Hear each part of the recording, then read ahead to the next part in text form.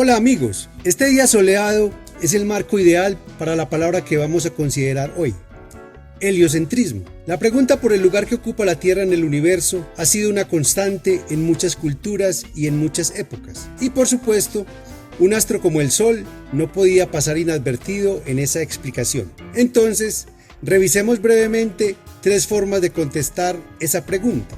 En primer lugar, tenemos el geocentrismo. Según este modelo, la Tierra es el centro del universo y los demás astros, como los planetas, el Sol y las demás estrellas, giran alrededor de la Tierra.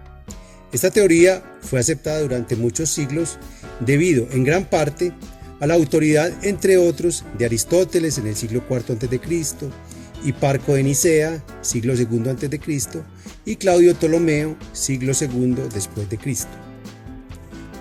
Otra concepción, tal vez no tan generalizada, ha sido el geoheliocentrismo.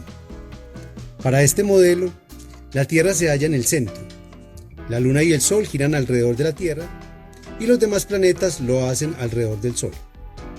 Esta es una idea que se vislumbraba ya en los planteamientos de Heráclides Póntico en el siglo IV a.C. y que, por ejemplo, Tycho Brahe desarrolló en el siglo XVI. Y por último, hagamos énfasis en el heliocentrismo.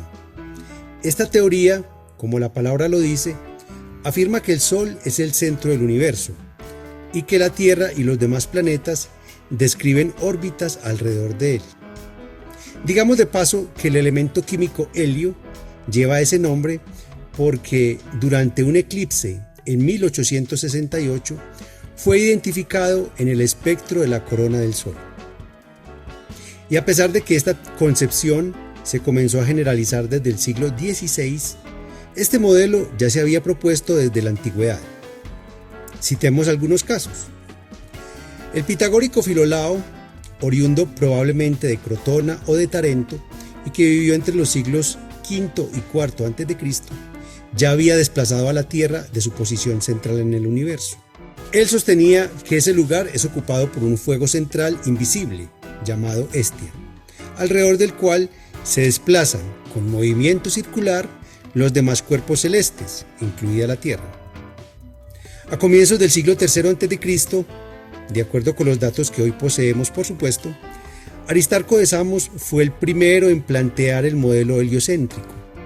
Para él, el Sol ocupa el centro del universo y la Tierra es uno más de los planetas que giran alrededor del Sol. Esta teoría halló eco, por ejemplo, en Seleuco de Seleucia, alrededor de un siglo después. Y si avanzamos un poco más en el tiempo, podemos encontrar a Arsaquel de Toledo, a finales del siglo XI. Sus observaciones no solo lo llevaron a afirmar que el Sol es el centro del sistema planetario, sino que los planetas describen órbitas elípticas, como lo pudo confirmar Johannes Kepler unos 500 años después.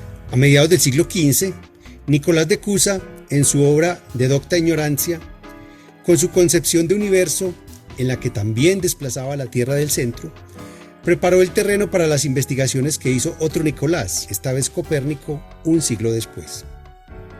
Copérnico anticipó sus resultados en una breve obra llamada Commentariolus, título que podemos traducir como el breve comentario o el pequeño comentario, y luego expuso la teoría con detalles en su obra Las revoluciones de las esferas celestes. Es conveniente aclarar que el sistema propuesto por Copérnico es heliocéntrico y vacuocéntrico, es decir, el Sol es el astro alrededor del cual giran los planetas y los demás astros, pero el punto central exacto del universo está ocupado por el vacío.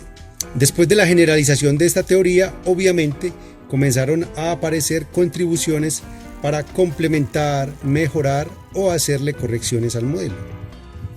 Y sin querer ser injustos con el legado de muchos otros científicos, digamos que Galileo, Giordano Bruno, Kepler y Newton son 4 de esos ejemplos representativos que se ocuparon del tema en los años siguientes a la publicación de la obra de Copérnico.